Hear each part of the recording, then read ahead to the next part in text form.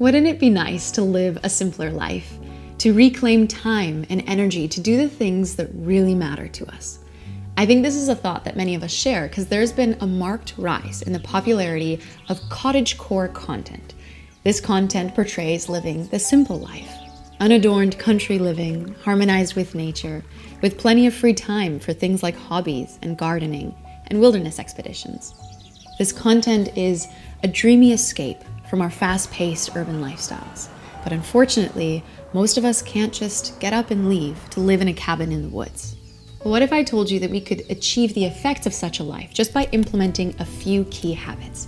That's what we're going to explore in today's video, and a brief thanks as well to our friends at Audible for sponsoring today's video. We're going to chat more about them later on.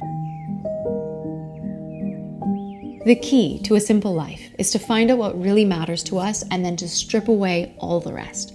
Most of us feel too busy and overloaded, and we say yes too much. We end up overflowing our schedules and we buy all of these things, maybe because we feel it's expected of us or we see other people doing it and we feel that we should be too. We passionately want it all, and this pursuit of more drowns out what matters the most to us. To live a simpler life, we need to move beyond the belief that everything is important.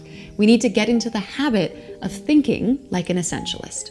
As Greg McKeown puts in his audiobook Essentialism, a non-essentialist is someone who thinks that pretty much everything is important and they want to do it all. This non-essentialist thinks that in order for something to be made better, something needs to be added. An essentialist, on the other hand, thinks that very few things are important, and they only make time for the vital few rather than the trivial many. In order for something to be made better, the essentialist thinks that something needs to be taken away. Thinking like an essentialist helps us distinguish what's merely okay from what's truly great. To create a simpler life, we want, wherever possible, to eliminate the non-essentials in order to create space for what matters the most to us. The problem is we get so attached to the things that we own. In psychology and behavioral economics, the endowment effect is the idea that we value objects and opportunities higher if we already own them versus if we didn't. And because of this, we have a hard time letting go of our stuff. So one way to live more intentionally is to get into the habit of challenging this endowment effect by acting as if we didn't already own that thing. So for example, in deciding what to do with that blue pair of jeans that's at the back of our closet, we could ask ourselves the question, what if I did not already own these jeans? Would I put in an effort to obtain them right now? And this applies not just to possessions, but to our commitments as well. If I didn't have the opportunity to attend this event, would I put in an effort to create the opportunity myself? If the answer is no, it's safe to say that these things aren't essential to us. So we can make more space for the things that are essential by letting these things go or by learning to say no. Getting into the habit of saying no is the most powerful tool in our arsenal to regaining time and creating a simpler life. When we don't say no, our time bleeds through a million paper cuts, through things like an internet distraction, or tidying items we didn't even need in the first place, and social obligations we don't even really want to go to. So when should we say no? I've been using something that I learned from Greg as well. He says if it isn't a hell yes, it's a no. And there's no doubt that saying no is hard, especially when we're saying no to people. We have a deep-rooted desire to be liked, and we don't want to let people down, and we feel guilty when we decline someone's request. But we do forget that denying the request is not the same thing as denying the person. We can still kindly and compassionately thank them for the thought, for the invitation, and also firmly say, it just isn't possible this time. And this isn't to say that we're saying no relentlessly or just for the sake of saying it. We're just saying no to the non-essentials to free up time and space so that we can say a big, wholehearted yes to the essential few. Creating space is another key step towards living a simpler life.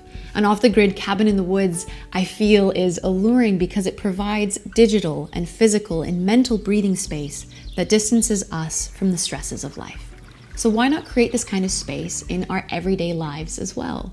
It can be a bit challenging since we now live in a world where our phones are always at our fingertips. Something is always competing for our attention. And the non-stop stream of news and fresh content is great, frankly, for whenever there's a dull moment. But this elimination of boredom has also come at a cost. It's taken away precious moments of quiet. moments of mental breathing space. So instead of habitually reaching for our devices, we might want to nurture the habit of openly welcoming moments of idleness, giving our minds the space to freely wander and to give ourselves permission to simply be. Instead of looking for an immediate distraction, we can try to experience what's happening around us. How is the light pouring in through the window? Can we see any steam wisping up and out of our coffee or tea? Is there any tension in our shoulders, neck, or jaw?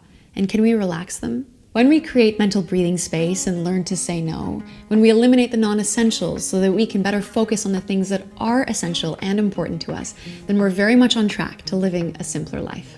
And would you look at that? We didn't even have to escape to a cabin in the woods.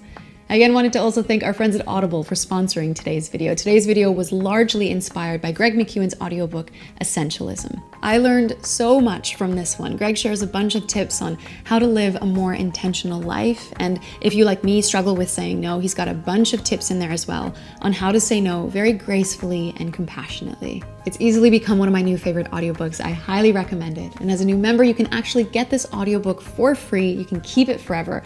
Plus, you'll get a 30-day free trial. Just be sure to visit audible.com/pickuplines. Or if you'd prefer another audiobook, you can snatch that up instead. I've personally been using Audible for well over 6 years now, and audiobooks have easily become one of the essentials in my life that I will always make time and space for, and I can't recommend them enough. As an Audible member, you can choose one new title each month from any genre, and you get unlimited access to a growing selection of titles that are included right in your membership and at no extra fee. So be sure to check out the link in the description box below to learn more, to get your free audiobook and your free trial. And I think that's it for today, friends. I hope you enjoyed the video. If you did, feel free to give it a thumbs up, and thanks so much for hanging with me today. I really appreciate it. Pickup Lines signing off, and we'll see you in the next video.